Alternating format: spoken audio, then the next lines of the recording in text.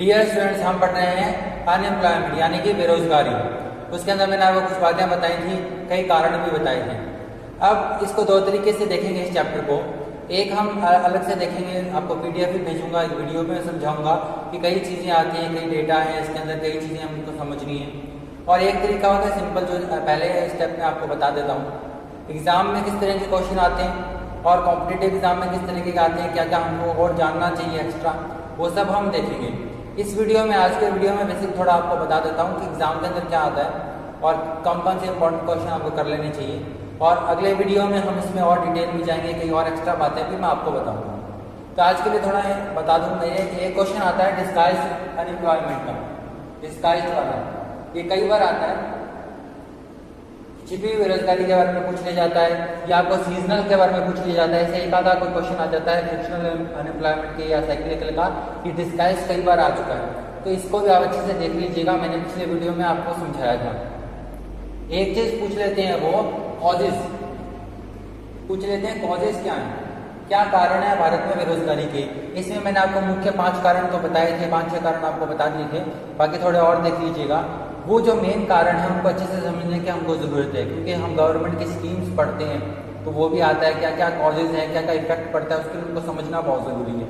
Government के कई initiatives हैं, ठीक है, लाइवलीहुड के लिए कई तरह के इनिशिएटिव हैं। अब कोविड के बाद आत्मनिर्भर भारत है, उससे पहले मुद्रा बैंक के इनिशिएटिव थे, या stand up India, startup India, make in India, ये अलग अलग इनिशिएटिव समय समय पर करते आए हैं। ये सब इनिशिएटिव समझने के लिए पहले कॉजेज का समझना बहुत जरूरी है कि लैक ऑफ स्किल की क्या प्रॉब्लम रहती है, क्या क्या और समस्याएं हैं। ये मैंने आपको इसी के कॉजेज बताए कि आपको कॉन्सेप्ट समझ में आए कि कमियां कहाँ पे हैं। वो कॉजेज कई बार आपसे पूछ लेते हैं। एक चीज आपसे पूछ लेते हैं इफेक्ट्स, कि बेरोजगारी के प्रभाव क्या हैं। तो पहले मैं आपको कुछ बेरोजगारी के प्रभाव बता देता हूँ, ठीक है, बेसिक प्रभाव बता देता हूँ जो मूल हैं। इसके अलावा डिटेल आपको पीडीएफ के माध्यम से भी बता दूंगा। ये मूल पहले आप समझें कि देखिए, बेरोजगारी जब समाज में होती है तो उसके कुछ सामाजिक प्रभाव होते हैं, कुछ आर्थिक प्रभाव होते हैं। आर्थिक प्रभाव के अंदर जब अनएम्प्लॉयमेंट बढ़ जाता है तो स्किल का वेस्टेज होने लग जाता है, लोगों को काम नहीं मिलता, और काम नहीं मिलता तो लोगों का जो पहले से सीखा हुआ है, जो एजुकेशन है, उसका नुकसान होता है, जो हमने इतना पैसा वेस्ट किया एजुकेशन में, स्किल में। दूसरा, जब काम नहीं मिलता तो फर्दर भी बहुत सारे लोग स्किल अडॉप्ट नहीं करते, एजुकेशन को नुकसान होता है, स्किल नहीं सीखते, स्किल की वेस्टेज जाती है, ब्रेन ड्रेन भी होता है। वो जो लोग हैं जो अच्छा जानते हैं, सीखते हैं, काम कर सकते हैं, इंटेलिजेंट लोग हैं, वो अपने देश को छोड़ के विदेशों में चले जाते हैं। काफ़ी लोग भारत से विदेशों में जाके काम कर रहे हैं। इसके कुछ फायदे ज़रूर हैं हमको। ये जो भारतीय लोग विदेशों में काम करते हैं, हमारा डिस्पोरा जो है बाहर जाता है, उससे हमको रेमिटेंसेस मिलते हैं, फायदे जरूर हैं। लेकिन जब स्किलफुल लोग, इंटेलेक्चुअल लोग, ये सब चले जाएं बाहर, इंटेलिजेंट हैं, स्किलफुल हैं, काम करने जाते हैं, अलग अलग वर्ग के लोग हैं, बाहर जाके ज़्यादा काम करें तो भारत से ब्रेन ड्रेन हो जाते हैं। तो अनएम्प्लॉयमेंट की वजह से काफ़ी लोग जो हैं भारत से माइग्रेट करते हैं, इससे माइग्रेशन की समस्या भी थोड़ी हो जाती है, और भारत के लोग बाहर जाते हैं तो हमारा काम ब्रेन ड्रेन जाता है। तो उन लोगों को उस टैलेंट को रिटेन करने के लिए प्रॉपर एम्प्लॉयमेंट अपॉर्चुनिटीज होना जरूरी है। एक चीज़ है, जब हम पॉवर्टी का चैप्टर पढ़ेंगे तो और उसको अच्छे से और समझ लेंगे। विशिष्ट सर्कल ऑफ पॉवर्टी होती है, गरीबी की वजह से लोग पढ़ नहीं पाते, रोजगार नहीं मिलता, और रोजगार नहीं मिलता तो और गरीबी होती है। तो अनएम्प्लॉयमेंट का ये इफेक्ट होता है कि पॉवर्टी आती है। एक चीज़ ये है, दूसरी चीज़ ये है, तीसरा है विकास नहीं होता। जहाँ पे अनएम्प्लॉयमेंट ज़्यादा रहेगा, लोगों का यूज नहीं हो पाएगा, तो रिसोर्सेज भी अनएम्प्लॉयड रह जाते हैं। किसी देश के आर्थिक विकास के लिए ज़्यादा से ज़्यादा जॉब अपॉर्चुनिटीज जनरेट करना ज़रूरी है, ताकि इनकम जनरेशन हो।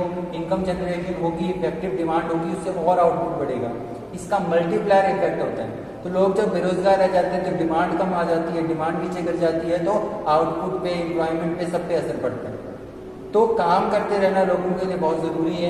ज़्यादा से ज़्यादा एम्प्लॉयमेंट अपॉर्चुनिटी जनरेट करना ज़रूरी है। सेल्फ एम्प्लॉयड हो, चाहे वर्कर्स हो, चाहे सेल्फ एम्प्लॉयड हो, चाहे गवर्नमेंट सेक्टर में हो, चाहे एंटरप्रेन्योर्स हो, चाहे वर्कर्स हो, हर प्रकार से क्या है, एम्प्लॉयमेंट जनरेशन बहुत ज़रूरी है। तो इकोनॉमी को भी धक्का मारने के लिए, इकोनॉमी को स्पीड अप करने के लिए ये बहुत ज़रूरी रहता है एम्प्लॉयमेंट। एक चीज़ आप नोट कर लीजिए, एक चीज़ होती है जॉबलेस ग्रोथ।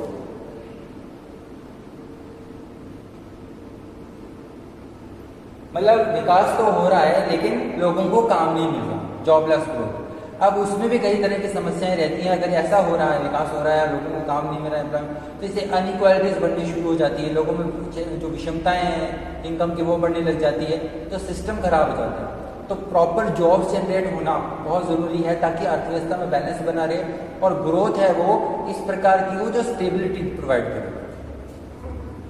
तो ये जो जॉबलेस ग्रोथ है ये नहीं होनी चाहिए, एम्प्लॉयमेंट जनरेट होते रहना चाहिए। इकोनॉमिक ग्रोथ के लिए बहुत ज़रूरी है। एक चीज़ होती है ग्रोथ, एक चीज़ होता है डेवलपमेंट, ठीक है ना। ये जो ग्रोथ है इससे जो विकास है उसका कोई लेना देना नहीं। ये जो ग्रोथ है और जो विकास है ये दोनों अलग चीज़ें हैं। ग्रोथ एक चीज़ है, एक क्वांटिटेटिव सब्जेक्ट है, ये क्या है क्वालिटेटिव कॉन्सेप्ट है।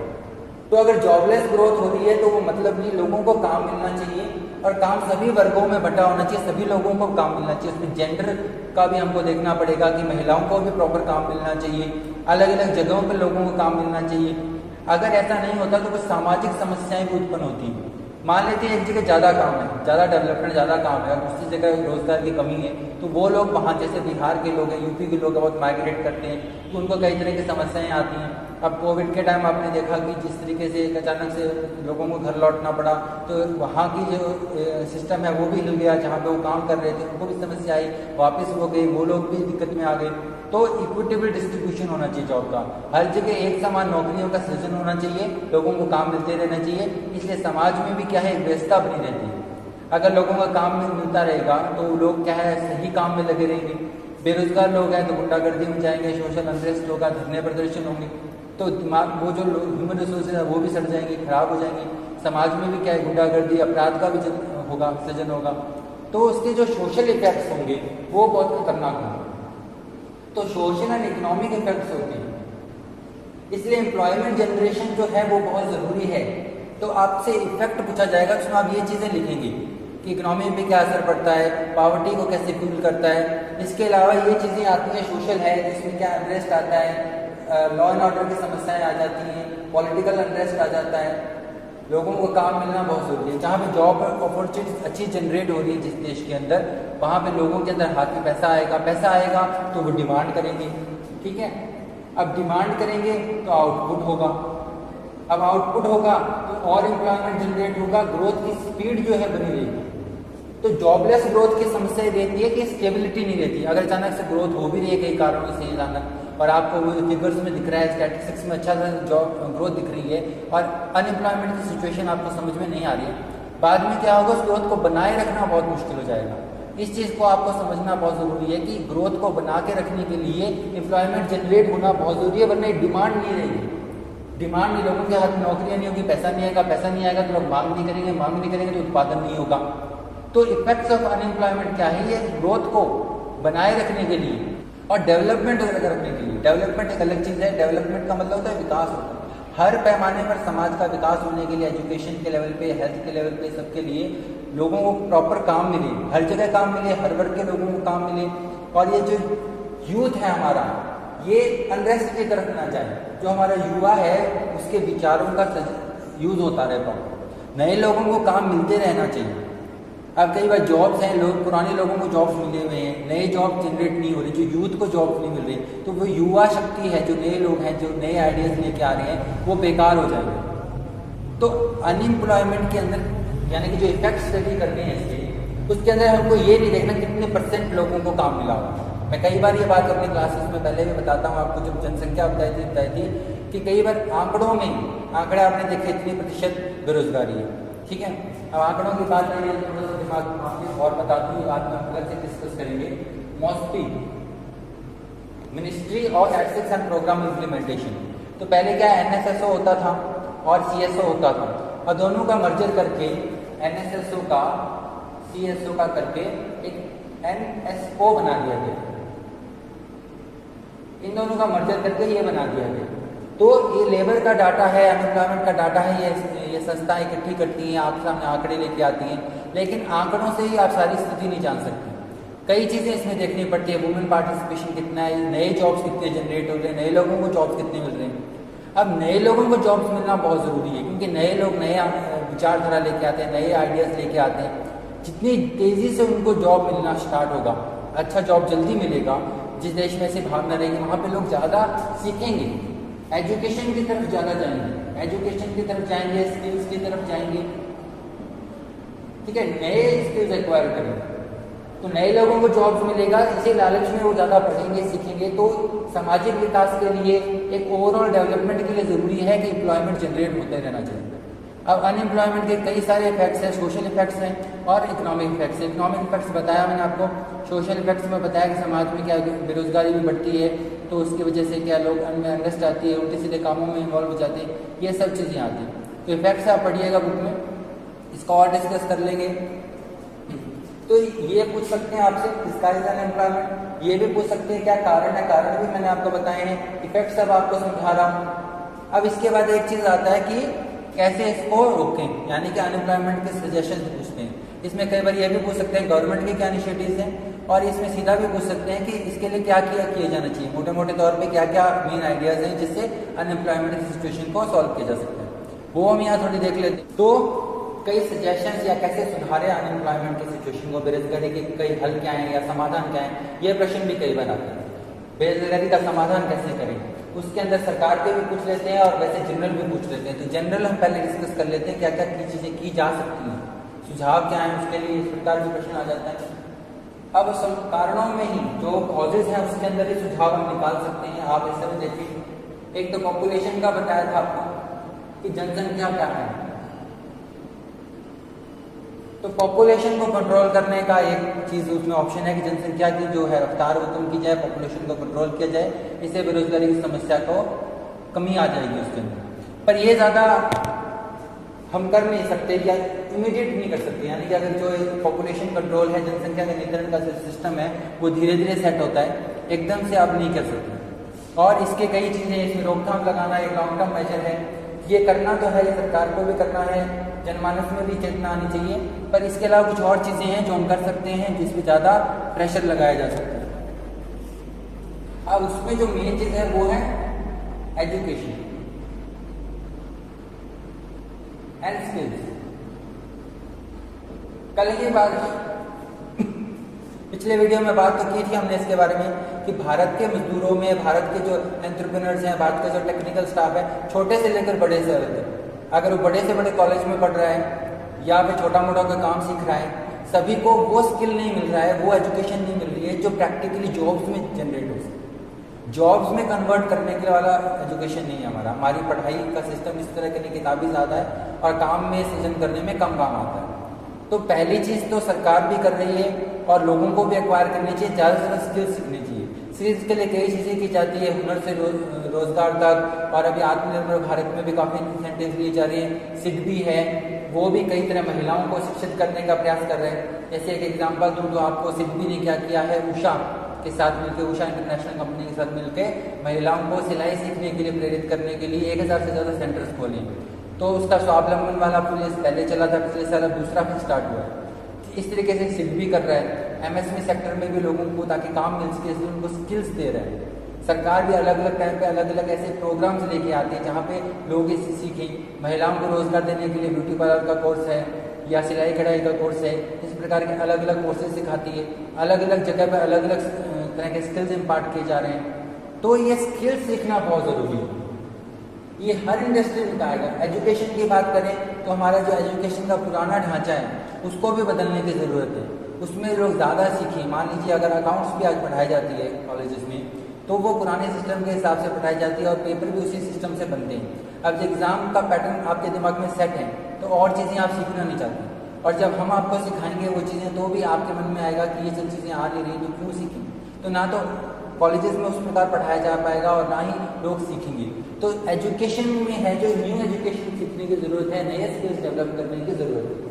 इसके लिए सरकार ने कई इनिशिएटिव्स लिए हैं, कई प्रयास किए हैं और पहले से चले आते हैं हमेशा से लोगों को अलग अलग सेक्टर में एम्प्लॉयबल बनाने के लिए। एक चीज़ होती है शिक्षित होना और एक चीज़ होती है एम्प्लॉयबल होना। तो एम्प्लॉयबल होने के लिए स्किल्स होने बहुत ज़्यादा ज़रूरी है। तो ये नए नए स्किल्स सीखने की ज़रूरत है। इसमें यह चीज़ है कि जैसे जैसे समाज बदल रहा है, ग्लोबलाइजेशन हो रहा है, नई नई चीज़ें आती हैं, नई नई चीज़ें डेवलप हो रही, नए नए प्रोडक्ट्स डेवलप हो रहे हैं, टेक्नोलॉजी बड़ी तेज़ी से बदल रही है, उसी के साथ जो स्किल्स बड़ी तेज़ी से बदल रही है। अब हम विदेशों में भी काम कर सकते हैं या भारत में जो प्रोडक्ट्स हैं ये भी बाहर भेज सकते हैं, एक्सपोर्ट सेक्टर को बढ़ावा दे सकते हैं, टूरिज्म सेक्टर को बढ़ावा दे सकते हैं, लेकिन वहाँ पे भी स्किल्स चाहिए। जहाँ पे टूरिज्म ज़्यादा है, जहाँ पे टूरिस्ट ज़्यादा आते हैं, वहाँ पे आपको नई नई तरह की भाषाएं सीखने का स्किल्स मिल सकता है। तो व्यक्ति अगर टूरिस्ट गाइड बनना चाहता है तो उसको कई प्रकार की भाषाएं आती हैं, तो उसको ज़्यादा जल्दी रोज़गार मिलेगा। इसी प्रकार अलग अलग होटल इंडस्ट्रीज़ में भी काम मिल सकता है, लेकिन उस काम के लिए अलग अलग तरह के वोकेशनल स्किल्स प्रदान करना जरूरी है ताकि लोगों के काम आ सके। तो ये बड़ी ज़रूरी है कि इसका पूरा ओवरऑल करना पड़ेगा सिस्टम। दोबारा से इसमें आमूलचूल परिवर्तन जिसको कहा जाता है वो ऐसा आना जरूरी है। और पिछले कई सालों में ऐसे कई प्रयास किए गए हैं। भारत में एक और है, यूनिवर्सिटीज़ की भी ज़्यादा ज़रूरत है, ऐसे प्रोफेशनल कोर्सेज की भी ज़्यादा ज़रूरत है जो लोगों को एम्प्लॉयबल बनाए, ये एक चीज़ है। तीसरी चीज़ जो मैंने आपको बताई थी कॉजेज के अंदर वो था कृषि। हमारा जो कृषि की व्यवस्था है वो भी बहुत बिगड़ी हुई है। लोग ज़्यादा खेती पर निर्भर करते हैं, खेती में ढलान आ रही है। उसके कई कारण रहते हैं, पानी की भी कमी है, पावर की भी कमी है, और पुराने जो तरीके हैं वो भी आउटडेटेड हो गए हैं, पुरानी फसलें भी आउटडेटेड हो गई।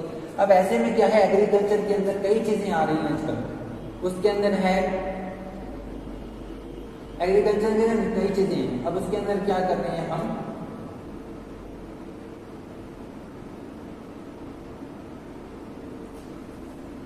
एक चीज़ है ऑर्गेनिक फार्मिंग।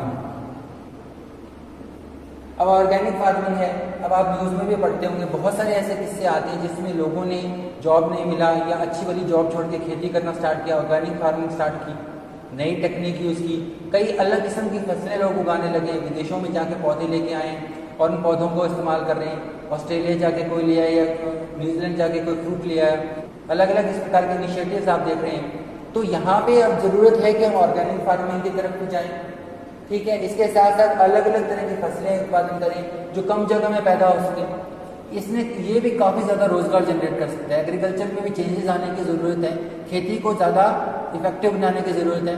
इसके लिए सरकार भी बहुत सारी चीज़ें कर रही है और नाबार्ड भी बहुत ज़्यादा चीज़ें कर रही है। नाबार्ड आपने पढ़ा भी होगा, national bank for agriculture and rural development है, वो भी कई चीज़ें करता है। तो खेती में जो ढलान आ रहा है, लोगों को काम नहीं मिल रहा है या लोग डिस्गाइज एम्प्लॉयमेंट में जी रहे हैं, उनके लिए भी इस सेक्टर का डेवलपमेंट बहुत ज़रूरी है। इसमें नई फसलों की ज़रूरत है ताकि जो कम जगह पर भी उत्पादन ज़्यादा दे सकें और लोग इसमें भी काम ढूंढें, लोग इस चीज़ को भी वापस सीखें, लेकिन सीखें इस तरीके से कि नई फसलें जनरेट हो सके, उनका एक्सपोर्ट हो सके। ऑर्गेनिक फार्मिंग की अच्छी मार्केटिंग की ज़रूरत है। ऐसे कई लोग उद्यमी जो हैं आज एग्रीकल्चर में जाना चाहते हैं, एग्रोवेस्ट इंडस्ट्रीज में जा रहे हैं और बहुत ज़्यादा सक्सेसफुल भी हो रहे हैं, लेकिन वो ज़्यादा सक्सेसफुल इसलिए नहीं हो पा रहे क्योंकि हमारे देश में मार्केटिंग की कमी है। ये जो नई चीज़ें आ रही हैं वो इंटरनेशनल लेवल पर जाने के लिए एक चीज़ चाहिए होती है, वो है स्टैंडर्डाइजेशन।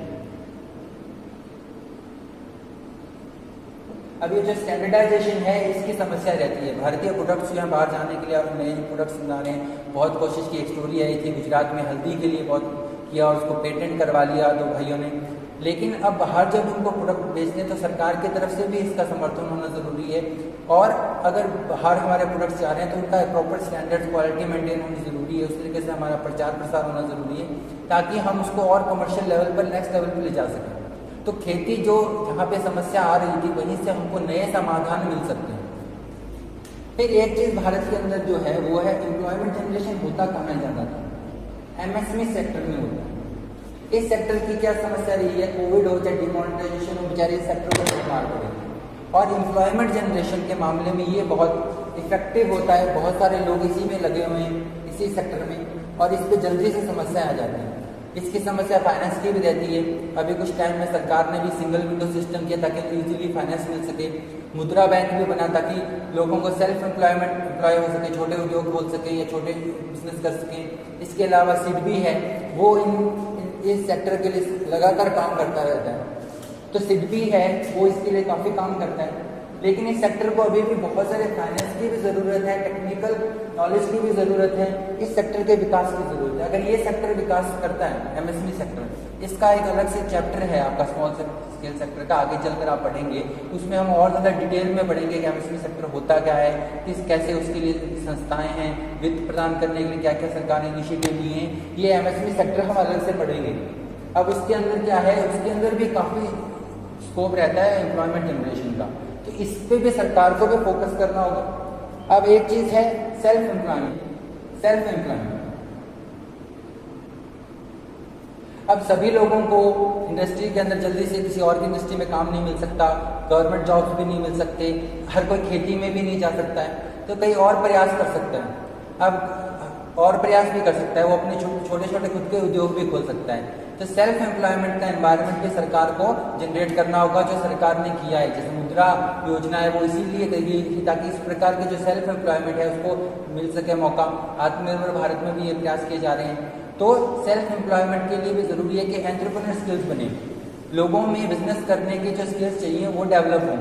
उसके लिए सरकार भी प्रयास करती है, कई एनजीओ भी प्रयास करते हैं, और खुद को भी हमें भी प्रयास करना चाहिए। हमें भी इस प्रकार से बिजनेस ओरिएंटेड होना चाहिए, क्योंकि ज़रूरी नहीं है हमको कहीं और काम मिल जाए। अगर हम अपना बिजनेस, छोटा बिजनेस स्टार्ट कर सकते हैं तो छोटे छोटे बिजनेस से और लोगों को भी काम मिलता है, एम्प्लॉयमेंट जनरेशन होता है। पिछले वीडियो में मैंने आपको बताया था लैक ऑफ इन्वेस्टमेंट क्लाइमेट है, लैक ऑफ बिजनेस क्लाइमेट है। उसके अंदर क्या है, सबसे ज़्यादा प्रॉब्लम रहती है जो एक व्यक्ति जिसका नया बिजनेस है, वो स्टार्ट कर रहा है बिजनेस, उसको वित्त नहीं मिलता, कोई पैसा नहीं देने को तैयार रहता, कोई इन्वेस्ट करने को तैयार नहीं रहता। दूसरी उसको बेचारे को समस्या आती है कि उसको बेचारे को इन्फॉर्मेशन ही नहीं। अब सेल्फ एम्प्लॉयमेंट में क्या है, एक तो उसको चाहिए फाइनेंस, दूसरा चाहिए उसको इंफॉर्मेशन। फाइनेंस भी चाहिए और इन्फॉर्मेशन भी चाहिए। ये दो समस्याएं उसको आती है, कैसे बिजनेस स्टार्ट करें, उसके लिए ट्रेनिंग चाहिए, उसको नए नए आइडियाज चाहिए। अब वो उसको नहीं पता, पुराने बिजनेस जो वो पहले से चल रहे हैं मार्केटिंग, उसमें वो कंपटीशन में टिक नहीं पाता। ऐसे में नया आइडिया लेके आता है, नए नए तरह के बिजनेस आते हैं। उसके लिए जरूरी है सरकार के ऐसे प्रकार के फेयर चलाए, ट्रेनिंग प्रोग्राम चलाए, जहाँ पर उनको स्किल इम्पार्ट किया जाए। दुनिया भर में कई ऐसे नए बिजनेस स्टार्ट हो रहे हैं, नई चीज़ें, नया स्कोप है। वो सेल्फ एम्प्लॉयमेंट के जाने वो कर सकते हैं, छोटे छोटे बिजनेस शुरू कर सकते हैं। ऐसे में उनको फाइनेंस की ज़रूरत है, इन्फॉर्मेशन की ज़रूरत है। एक चीज़ होती है ट्रेनिंग, वो ट्रेनिंग की ज़रूरत है। तो ट्रेनिंग मिले, प्रॉपर फाइनेंस मिले, आसान शर्तों पे मिले, जल्दी फाइनेंस मिले, तो ऐसे जो सेल्फ एम्प्लॉयमेंट का जो है बहुत स्कोप रह सकता है। खुद भी व्यक्ति रोजगार पाएगा और दूसरों को भी रोजगार प्रदान करेगा। अब एक जगह ऐसी है जहाँ पर और भी ज़्यादा स्कोप है, वो है टूरिज्म।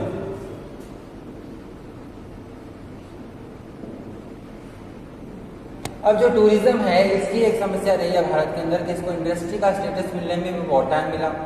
इसके अलावा आज भी इस सेक्टर पे बहुत काम नहीं हुआ। सबसे इंटरेस्टिंग बात है, ये बहुत ज़्यादा रोजगार सृजन कर सकता है और करता भी है। इसके अलावा पैसे भी कमा के देता है, फॉरेन एक्सचेंज भी कमा के देता है, रोजगार भी सृजन करता है। और कई स्टेट में बहुत इंपॉर्टेंट फैक्टर रहते हैं, जैसे कि राजस्थान है, दिल्ली में भी काफ़ी टूरिस्ट आते हैं, आगरा में भी काफ़ी टूरिस्ट आते हैं, महाराष्ट्र में, साउथ में। और राजस्थान का एग्जांपल लें तो यहाँ पे टूरिज्म एक बड़ा सेक्टर है। जैसलमेर अगर एग्जांपल लें तो यहाँ पे भी क्या है, टूरिज्म से काफ़ी कमाई होती है। तो टूरिज्म सेक्टर में बहुत कुछ स्कोप है एम्प्लॉयमेंट जनरेशन का। अब यहाँ पे एक समस्या है, एक तो इस सेक्टर को कोई भी प्रॉब्लम आती है, कैलामिटी, सबसे ज़्यादा नुकसान तेज़ी से मिलता है। टूरिज्म सबसे तेज़ी से इफेक्ट होता है। कोविड में टूरिज्म पे सबसे ज़्यादा मार पड़ी है, बहुत तेज़ी से मार पड़ी है। लोग बाहर जाने को तैयार नहीं है। और इसमें क्या है, एक से एक कई सारे सेक्टर्स इन्वॉल्व हैं। इसमें होटल्स हैं, हॉस्पिटैलिटी सेक्टर है, टूरिस्ट गाइड्स हैं, ट्रांसपोर्ट वाले हैं, जो इधर से उधर जाते हैं लोग, वो ट्रांसपोर्ट सेक्टर इफेक्ट हुआ है, हॉस्पिटैलिटी सेक्टर इफेक्ट हुआ है। और छोटे छोटे व्यापारी जो टूरिज्म पे टिके हुए हैं, जहाँ टूरिज्म ज़्यादा आते हैं वहाँ का जो लोकल व्यवसायी है वो भी टूरिज्म पे टिका हुआ है। तो बहुत ज़्यादा रोजगार जनरेट करता है, जो दिखता नहीं। डायरेक्टली और इनडायरेक्टली बहुत लोग टूरिज्म में इन्वॉल्व है, उस पर निर्भर है। अब इसके अंदर क्या किया जा सकता है, इसके अंदर सरकार ऐसी अप्रोच ला के सकती है कि इसको कमर्शियली वायबल करने के लिए एक प्रॉपर पॉलिसी एग्जीक्यूट कर सकती है। टूरिज्म पॉलिसी बनती है, इनक्रेडिबल इंडिया एक कैंपेन भी चला था, पर वो क्या सक्सेसफुल इसलिए नहीं हो पाते क्योंकि भारत में जो टूरिस्ट प्लेसेस हैं उनका इंफ्रास्ट्रक्चर बहुत कमजोर है। इंफ्रास्ट्रक्चर अच्छा है नहीं, लोगों में अवेयरनेस भी नहीं है। बहुत भारतीय टूरिस्ट जो है विदेशों में घूमने जाते हैं। हमारे देश में सब कुछ है, बहुत अच्छी लोकेशन है, लेकिन विदेशों में जाते हैं, इसका नुकसान उठाना पड़ता है, पैसा भी अपना खर्च करते हैं, वो पैसा विदेशों में जाता है। उसकी जगह भारत में ये टूरिज्म सेक्टर विकास करे तो लोगों को रोजगार मिलेगा, पैसा भी भारत में रहेगा और वो पैसा आगे और डिमांड जनरेट करेगा, उसका मल्टीप्लायर इफेक्ट होगा। तो अगर इसका विकास हो जाएगा तो आप देखें पैसा भारत का पैसा जेब में रह जाएगा। इसके साथ साथ क्या है, पैसा भारत में जो जनरेट होगा उससे मल्टीप्लायर इफेक्ट होगा, बहुत ज़्यादा रोजगार का सृजन होगा डोमेस्टिक टूरिस्ट से, और विदेश से भी भारत में लोग आ सकते हैं। कई चीज़ें इसके अंदर है। एक तो बड़ा कारण रहता है कि भारत के अंदर जो इंफ्रास्ट्रक्चर कमज़ोर है, अगर बाहर से लोग आते भी हैं तो भी रोड्स अच्छे नहीं है, ट्रांसपोर्ट का सिस्टम नहीं है, इंफॉर्मेशन प्रोवाइड नहीं होती उनको, इसको सुधारा जाए। दूसरा, लोगों को इस सेक्टर में ट्रेनिंग की बहुत ज़्यादा ज़रूरत है। लोगों को गाइड बनना है तो उनको अच्छी लैंग्वेजेस आनी चाहिए, उनको तरीका आना चाहिए कैसे लोगों से डील करें, उसकी भी कमी है। वो भी एक बहुत बड़ी कमी देखी जाती है। गाइड्स वगैरह हैं हमारे देश के, उतने स्किल्ड नहीं हैं, टैकल करना नहीं आता। इसके अलावा होटल्स इंडस्ट्री है, उसके अंदर भी समस्याएं हैं, उसके लिए इंसेंटिव्स की ज़रूरत है। तो होटल इंडस्ट्री को इंसेंटिव्स दिए जाएं, जो इससे जुड़े हैं उनको अच्छे इंसेंटिव्स दिए जाएं, इनमें अच्छा इंफ्रास्ट्रक्चर हो। ये सब चीज़ें अगर होती हैं इसके अंदर तो ये टूरिज्म सेक्टर काफ़ी विकास कर सकता है, और अगर ये विकास करता है तो बहुत तेज़ी से एम्प्लॉयमेंट जनरेट हो जाएगा। इसकी खासियत यही है कि जितने लोगों को अपने आप डायरेक्टली इन्वॉल्व करता है वो तो करता ही है, लेकिन जहाँ जहाँ टूरिस्ट प्लेसेस डेवलप होते हैं वहाँ की लोकल इकोनॉमी को भी बहुत ज़्यादा बूस्ट मिल जाता है। तो डायरेक्टली और इनडायरेक्टली बहुत एम्प्लॉयबल सेक्शन है, बहुत ज़्यादा एम्प्लॉयमेंट जनरेट करने में इनोवेशन की ज़रूरत है। ऑर्गेनिक फार्मिंग है, एटसेट्रा एटसेट्रा, जो सस्ती भी इफेक्टिव भी रहे। और फिर टूरिज्म सेक्टर है, इसका विकास भी किया जाना चाहिए। एमएसएमई सेक्टर है, वो हम अलग से पूरी नीति पढ़ेंगे, पूरा उसका चैप्टर अलग से है, वो एमएसएमई सेक्टर का विकास हो सकता है। ये चीज़ें करने से, मैन्युफैक्चरिंग सेक्टर का विकास करने से लोगों को ज़्यादा रोजगार मिलेगा। तो ये कुछ स्टेप्स हम ले सकते हैं, आगे और भी पढ़ेंगे।